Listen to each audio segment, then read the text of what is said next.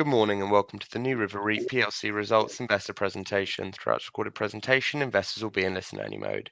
Questions are encouraged and they can be submitted at any time by the Q&A tab situated in the right corner of your screen. Simply type in your questions and press send. The company may not be in a position to answer every question it receives in the meeting itself. However, the company can review the questions submitted today and publish responses where it's appropriate to do so. Before we begin, I'd like to submit the following poll. I'd now like to hand you over to CEO Alan Locker. Good morning to you, sir. Thank you, Alessandro. Well, good morning, everyone. We're delighted to take you through our half-year results, which we announced on Tuesday. I'm pleased to say that NewRiver continues to deliver disciplined growth underpinned by an experienced and scalable platform. Our focus remains on sustainable expansion by maximizing value from our assets and ensuring we're ready to act upon accretive opportunities as they arise, with capital discipline at the heart of our strategy. We recognize that our share price does not reflect the underlying progress that we have made, and we share the frustration of our shareholders. That said, we are confident in our platform, our assets, our strategy, and the market outlook as we continue to build operational momentum. The first half was a period of strong operational performance, during which we completed the integration of the Capital Regional portfolio. We unlocked net annual synergies of £6.2 million and grew cash profits by 31%, enabling an increase in our first half dividend to 3.1 pence per share, which is fully covered. We maintain strong occupancy and our leasing activity has been robust, with double-digit increases in new rents. This strong leasing performance underpinned another consecutive period of positive valuation growth. Our balance sheet is strong, with comfortable gearing, healthy cash reserves, and ample liquidity. These highlights, strong rents, greater scale, consistently high occupancy, and a robust balance sheet position us well to capitalize on an improving retail market. Retail parks and shopping centres, which make up 94% of our portfolio, are outperforming broader discretionary retail, supported by resilient consumer demand and improving fundamentals. Looking forward, we have identified a pipeline of attractive investment opportunities, ranging from single asset deals to larger transactions, which gives us confidence in our ability to achieve greater scale through earnings and value accretive transactions over time. At an operational level, we are optimistic about the outlook for the retail real estate market. Recovery in the UK retail sector continues. Retail spend is up, driven by a resilient consumer base, a broadly stable labour market, and elevated consumer savings. While overall retail spend continues to grow, online-only retailers are losing share to those with physical stores. We believe this reflects consumer preferences and the essential role physical stores play for retailers seeking to build brand awareness and drive multi-channel sales.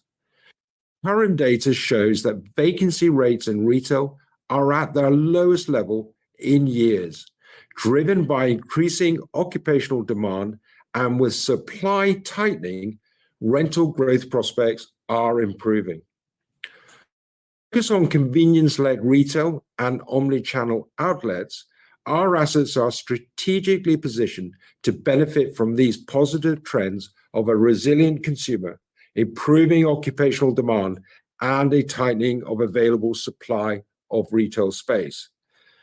Our tenants are reporting stronger sales, and we're seeing that through increased demand for space across our assets. These fundamentals underpin our in future rental growth and long-term portfolio resilience. With increasing retail consumer spend and improving occupational demand for space, the data suggests that the investor appetite for retail assets is growing. This is underpinned by the attractive total returns, with supermarkets, shopping centres and retail warehouses outperforming other areas of the real estate market. Capital values and ERVs are rising and liquidity in the capital markets is improving. We're seeing competitive bidding for quality assets, and the risk-adjusted returns that retail offers remains compelling, particularly compared to other commercial real estate sectors. And we've been able to take advantage of the improving investor demand with the sale of 3 shopping centres for £71 million in line with book, and a further £40 million of asset disposals either under offer or completed since the period end, with a diverse range of investors, including institutional capital, REITs, and private investors. I'm now going to hand over to Will, our CFO, who will take you through the financials. Thanks, Alan, and good morning, everyone. It's my pleasure to be taking you through our half-year results, starting with the key highlights. The first of which is that we've completed all of the Capital & Regional post-acquisition work streams, including integrating the assets onto our platform and systems and unlocking the £6.2 million of admin cost synergies identified during our diligence, in line with planned timelines, i.e. within 12 months of completion on a look-forward basis. We've demonstrated our disciplined approach to capital allocation, selling £70 million of assets at pricing close to book value, and recycling a proportion of the proceeds into our own shares at a 26% discount, proactively facilitating Growthpoint's exit from our share register. Lastly, we've increased the scale of the business while maintaining balance sheet strength and working ourselves into position to commence refinancing in the first part of 26. These highlights have culminated in a first half total account return of 5.4% and leave us well positioned as we look forward. I'll have more details on these areas in the coming slides, starting with the balance sheet and specifically loan to value. This slide shows that we started the year with LTV of 42%, in line with the pro forma communicated on completion of the CNR acquisition a year ago. At the time of completion, we explained that we remain committed to our LTV guidance and that we were confident in our ability to return to the 40% level through a realistically achievable amount of asset disposals, which we more than achieved during the first half. First, with the disposal of the Abbey Centre in Belfast for just under £60 million, and then with 2 smaller disposals in Leith and Wallsend, bringing total disposal proceeds during the half to over £70 million, which reduced LTV to 38%. In mid-August, Growthpoint announced its intention to sell at least 10% of its 14% holding in NewRiver. And we facilitated their exit by buying back 10% of our share capital, with the remaining 4% acquired by new and existing shareholders at 75 pence per share, representing a 6% discount to the price at which we raised equity last year and a 26% discount to March 25 NTA per share. We did this primarily because the transaction was accretive to UFFO and NTA per share, but also to clear a potential overhang on our shares. And following the buyback, LTV increased back up to 42%, which is modestly above guidance. But importantly, during the first half, we demonstrated financial discipline and the liquidity of our portfolio in disposing 70 million of assets at close to book value. And our LTV position is supported by a stable portfolio valuation, which again showed modest growth in the first half. Furthermore, we remain very comfortable with the strength of our overall financial position because we consider LTV alongside our net debt to EBITDA and interest cover ratios, which remain among the best in the listed peer group. And lastly, post-period end, we've already reduced LTV on a pro forma basis through further sales, and we're currently progressing disposals, which we expect to complete in the coming months. Next, more on the balance sheet and our refi plans. Our cash position remains strong and has increased since March because proceeds from asset disposals in the first half outweigh the cash cost of the buyback. Gross debt is the same as in March, with the main components still the 140 million MAL facility and 300 million bond. EPRA NTA per share has increased, principally due to the buyback, offset slightly by disposals. And our overall debt metric position remains strong, as I've just explained, which was recognised by Fitch in September when they reaffirmed NewRiver's investment-grade credit ratings at BBB with a stable outlook and BBB+ on the bond itself. Moving on to refinancing, we expect the first phase of our plans, focused on the MAL facility, to commence soon. And during the first half, we focused on getting into position to execute by maintaining maximum flexibility within our current structure, exercising the +1 option on the MAL facility to extend maturity to January 28, and extending the +1 window on the 100 million undrawn RCF to March 26. Looking ahead, we recognise that right now we're still very well positioned with a low cost of debt and a predominantly unsecured debt structure. In addition, due to our elevated cash position, which we expect to increase further as we complete disposals to reduce LTV to within guidance, our total refi requirement is likely to be less than the 440 million pounds of drawn debt we currently have.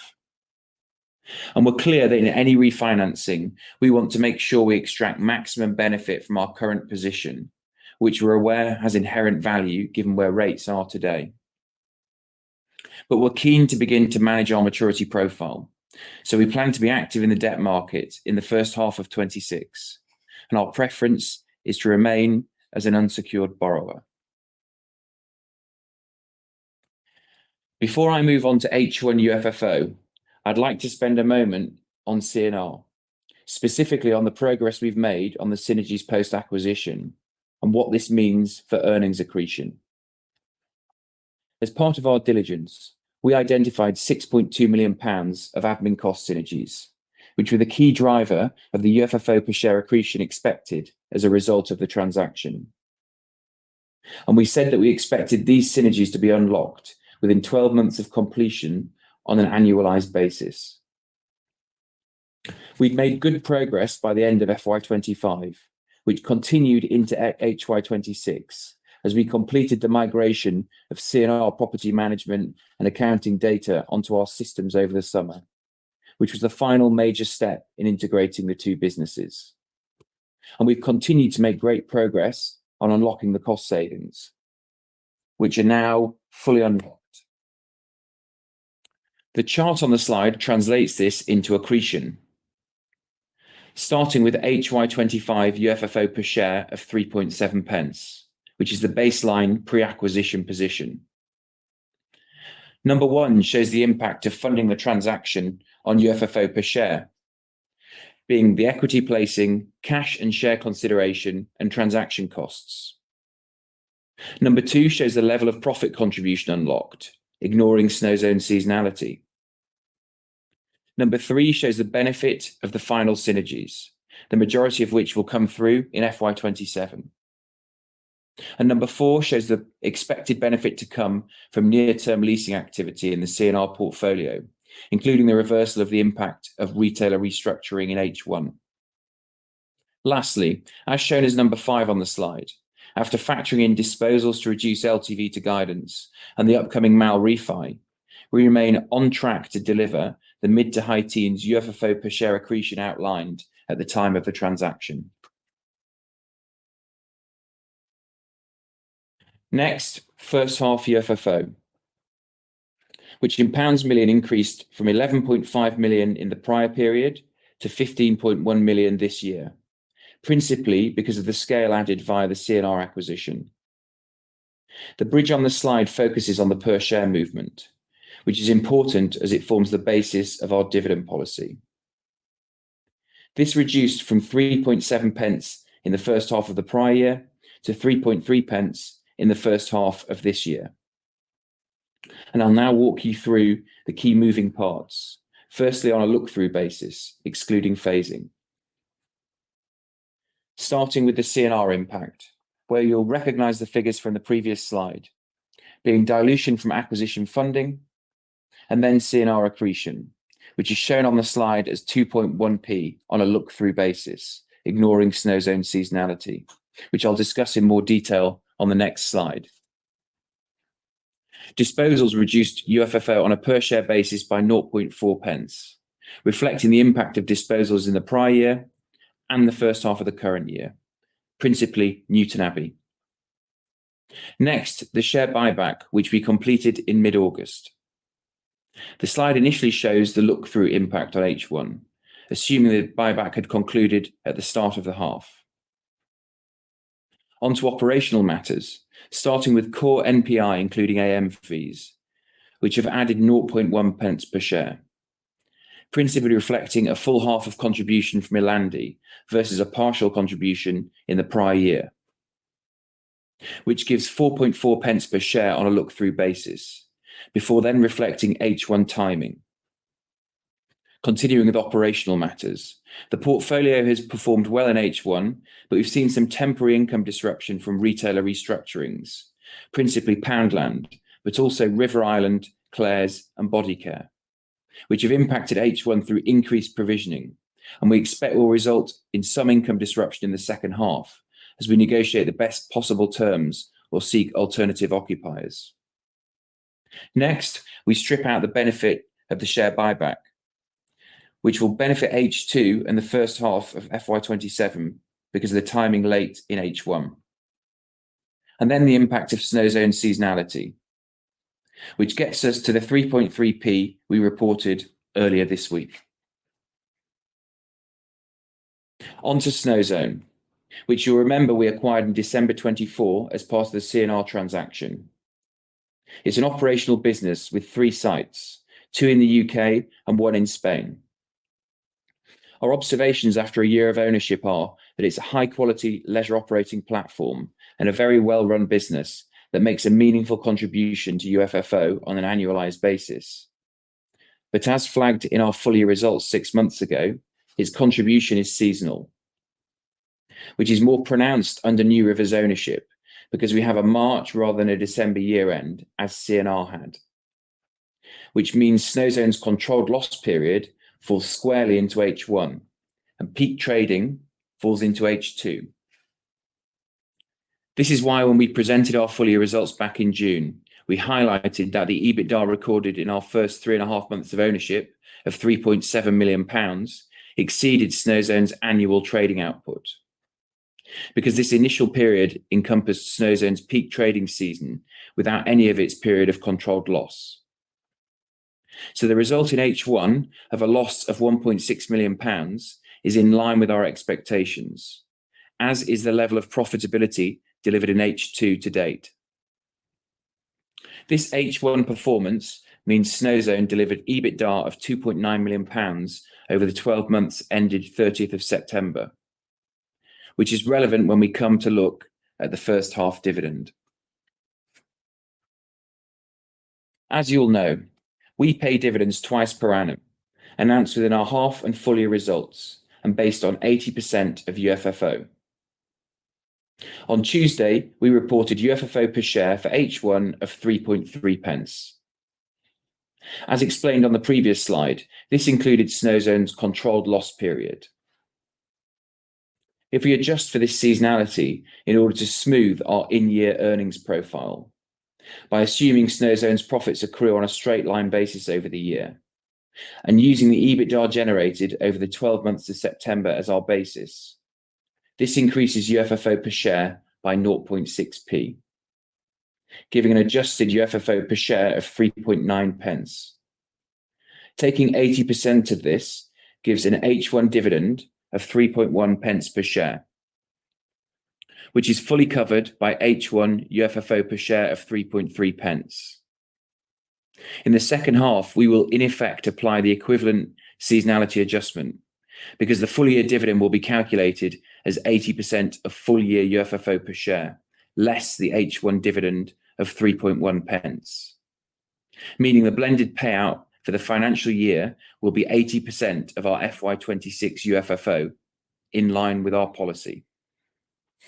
Thank you all for listening. I'll now hand you back to Alan. Thanks, Will.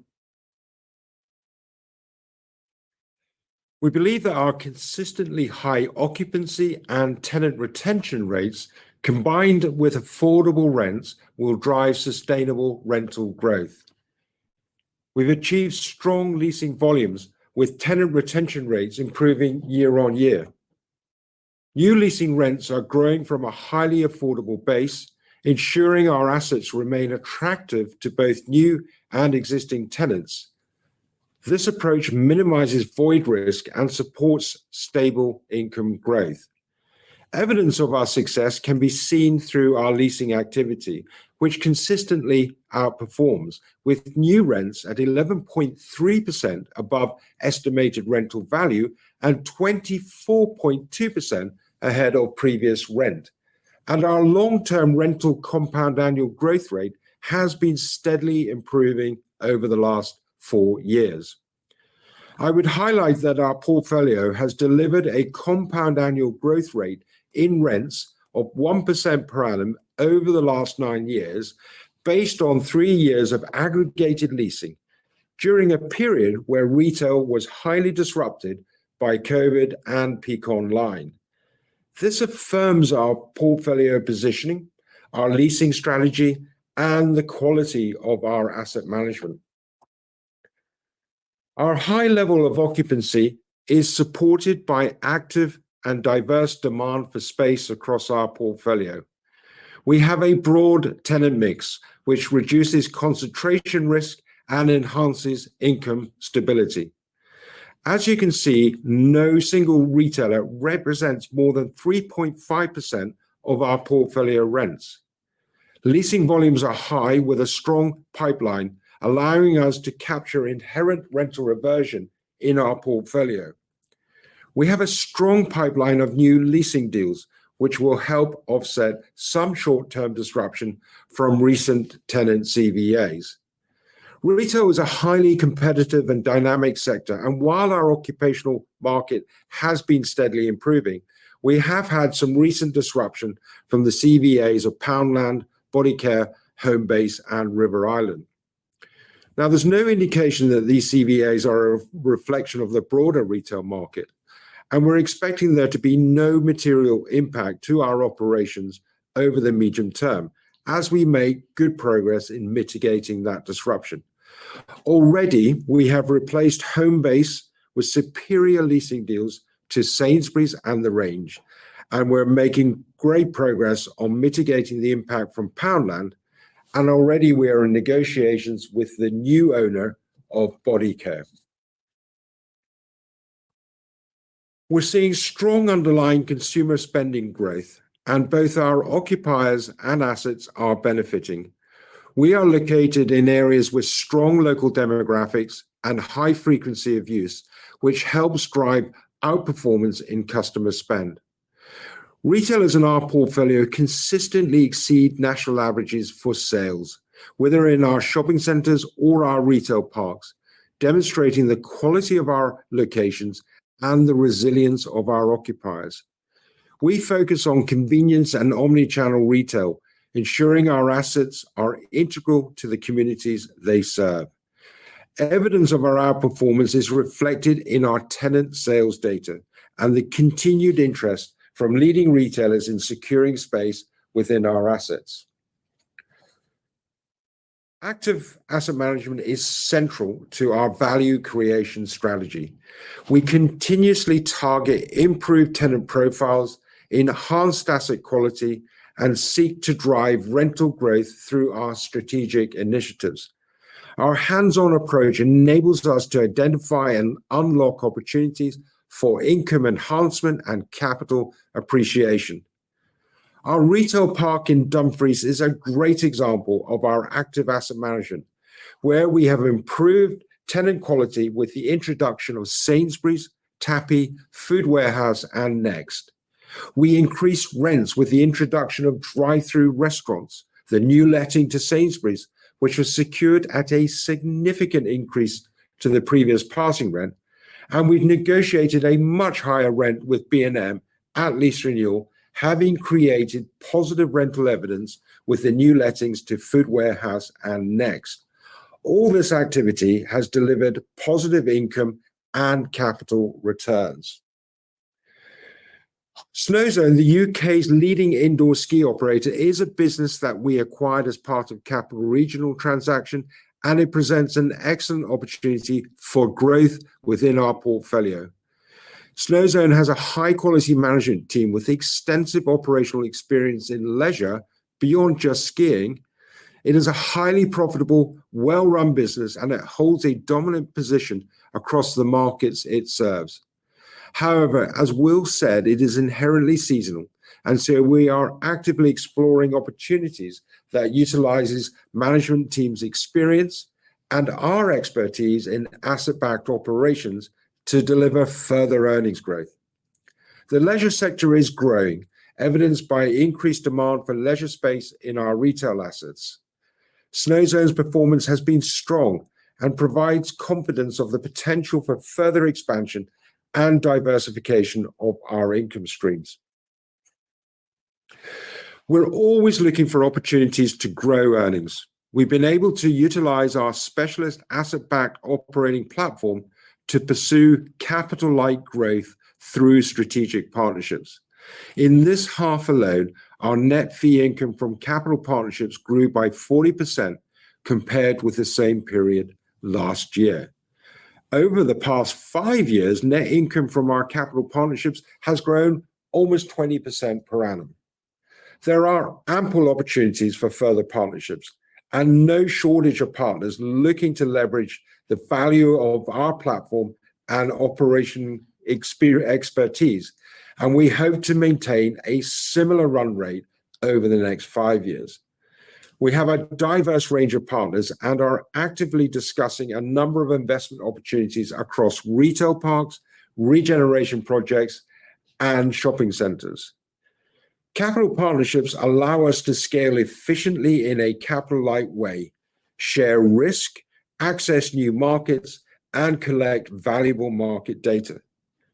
Capital partnerships are central to our strategy for sustainable long-term earnings growth and will provide attractive, recurring, and growing income stream that we will continue to scale. To summarize and bring it back to the start, we are in good shape. We have a well-positioned portfolio that is performing, a supportive market backdrop, a balance sheet that provides flexibility and optionality, and a market-leading platform ready to capitalize on growth opportunities. As we explore these opportunities, we believe that increased scale will result in a lower cost of capital, improved cost efficiency, and better liquidity for our shareholders.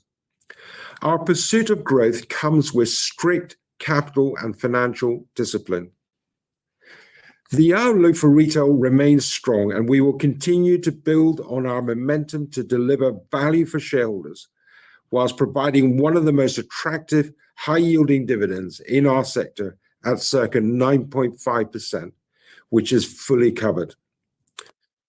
Well, thank you. We'll now move to Q&A. I think we have a number of questions that have been posted. Yeah, we do. So I'll just start with the first one from Ken J. What is your current estimate of the value of the next final dividend? Well, I think thanks for your question, Ken. We can't obviously give dividend forecasts. We're not allowed to do that. What we can say is that from the analysts that have updated their models following our recent results earlier this week, they're expecting a UFFO per share of around 8.3 pence in FY26. And obviously our dividend policy is that we pay out 80% of our UFFO per share as dividends. And I said earlier on in the presentation that, although we've accelerated some of the full year dividend in a way by bringing it into the half year because of Snowzone seasonality, hopefully the point I made clearly during the presentation is that our full year dividend will be 80% of our UFFO per share for the year. less the 3.1 pence dividend that we declared earlier this week. Okay. The next question, also from Ken, was the company placed under any pressure to undertake the recent substantial share buyback? No, we weren't under any pressure at all. A buyback is one of our capital deployment options. That will always be an option for us in the future. We undertook this buyback because we felt it was in the best interests of the company and our shareholders. Growth Point's stake at 14% was becoming a factor in terms of how our prospective shareholders were looking at NewRiver, because there was a concern around Growth Point and when they were going to sell, because they were never going to be a long-term investor. We took the opportunity to acquire those shares at 75p, obviously at a material discount to our then NTA per share. So the buyback transaction was always going to be accretive to both earnings and NTA per share. So we felt it was definitely the right thing to do. And indeed, post that buyback, quite a number of our shareholders wrote to us to commend the company for doing this. So we were really pleased to have been able to sorted that one out. Great, thank you. The next question is from Ashley, who has a couple of questions. So I'll read the first one out. Can you please expand on your opportunity within capital partnerships? Can the recent growth rate continue, and what are the capital needs and returns that you target? Yeah, thank you for that question, Ashley. As we said in the presentation, we think we've got significant growth potential to deliver net income, net of costs growth in our capital partnership activities. We've been growing that at just under 20% per annum. We see no reason whatsoever why we can't continue with that run rate over the next sort of 5 years. We are currently investigating a number of investment opportunities across our sort of like key areas of focus, which is retail parks, shopping centres, and regeneration projects. And we're making good progress in identifying and securing the right partners who we can co-invest alongside, and to be able to get a share of future rent from those investments. But also it's about asset management and development management fee income, which is what we're really targeting. So we're very confident we can continue to grow our partnership activities. Okay. Next question is also about growth. You recently stated a target to double the size of the company. How will you achieve this, and what is the target time frame? And can you do this whilst at least maintaining returns on the capital invested? Yeah, we think we can. Look, we've got a number of growth levers, Ashley. So first of all, we think the prospects for sustainable rental growth within our balance sheet portfolio, our retail parks and shopping centres, is really encouraging.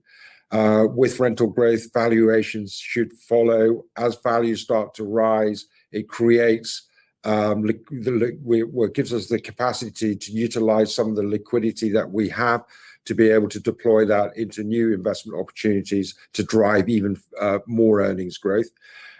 We're confident around our ability to continue growing earnings from capital partnerships. Capital recycling is a very important discipline, where we sell assets and then recycle that capital into new opportunities that will deliver superior income and capital returns into the future. And then finally, hunting down really good transactions in the direct real estate market to deliver growth in the future. And we're very determined to be able to try and achieve that. We think that growth in our market cap, for example, will come from earnings growth. We're very focused on trying to achieve doubling the size of our market cap over the next sort of couple of years, because we know that scale within the public equity markets is becoming more important. And as we said in the presentation, with increased scale should lead to lower cost of capital, better cost efficiency, and better liquidity for our shareholders. But the most important thing is not scale for scale's sake. It's delivering scale that's going to create value for our shareholders, and that is what we are very determined to deliver. Great, thank you. And the final question from Ashley. Do you feel vulnerable to corporate activity given the discount to asset value on which the shares trade? Well, we don't sort of look at it as if we're like vulnerable or not vulnerable. Our job is to deliver, great returns and for our shareholders. That's what we're focused on. And ultimately, if that is delivered by some form of corporate activity, and we think that's in the best interest for our shareholders, then that will be the right thing for us to do. Okay, there's a couple more questions. Next one's from Tim. When you do refi debt as it matures, approximately what rate, i.e. basis points over the LIBOR, do you expect to pay? Okay, all right, thank you, Tim. So the margin, basically, okay. Well, I'd start by saying, hopefully it was clear in the presentation, we feel like we're in a really, really good position at the moment. We are going to be active in the first half of 26, and we are going to move forward our refinancing plans. And that's why we've, made sure that the strength of our financial position across loan to value, interest cover, and net debt to EBITDA is very, very strong. And I say, hopefully we've made that point today. Furthermore, our credit ratings were reaffirmed again by Fitch in September. We've maintained those ratings since we issued the corporate bond back in March 2018. So we have investment grade credit ratings, BBB with a stable outlook, and BBB plus on the bond. So as I say, we feel really, really well positioned. In terms of pricing and the margin, as you referenced, a few interesting data points. So if you look at the yield to maturity on our bond at the moment, now the bond matures in March 28, so it's quite, it's sort of 2.5 years to go. The yield to maturity at the moment is actually 5%. So the spread over the gilt is about 120 basis points. That's the tightest it's been really at any point since the bond was issued. So that's really, really positive. And if I look at the RCF, so we have an undrawn RCF, which I'm sure you're aware of, 100 million undrawn RCF. And if I look at the margin on that instrument, and this is November 2023 when we were negotiating that margin, it's somewhere in the midpoint between 2 and 3%. Now, if you think about 2023 and you think about how the debt markets feel about retail and shopping centres now versus in 2023, definitely there has been an improvement in sentiment. We've seen that in terms of some of the transactions, the shopping centre transactions recently, and the amount of lenders that have been competing to lend on those deals. So, somewhere in the midpoint between 2 and 3, the last time we were in the bank market. I think when we're speaking to our lenders early in 26, we will be looking to reduce that margin slightly from that point and get it closer to sort of 2% than 3%, I would say. Okay, thanks, Will. And then the final question, another from Tim. Given the progress you've already alluded to regarding the recent 4 business CVAs, how big an impact do you expect on UFFO in H2 in the next fiscal year, i.e. will it be negligible?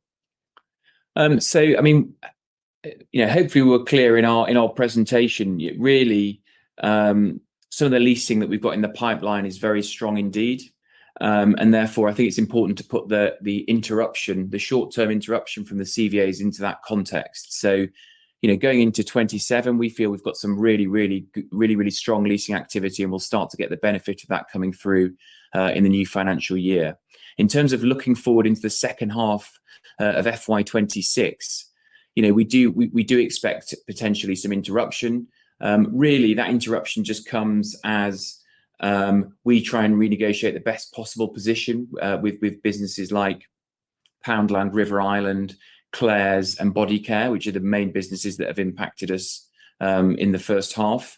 So I think I said in the analyst presentation on Tuesday, we'll be looking to mitigate any impact to be as little as possible, but it could be that in the second half, there's somewhere in the region of 0.5 million to £1 million of impact from those CVAs. But I think it's really important to put that into the context of the broader leasing activity that we're doing and how positive we feel about that.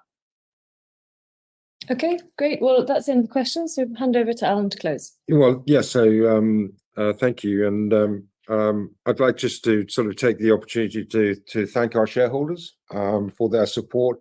And for those of you who are non-shareholders, now is a great time to be on NewRiver's register. So we hope to see more of you on our register as we go into 2026.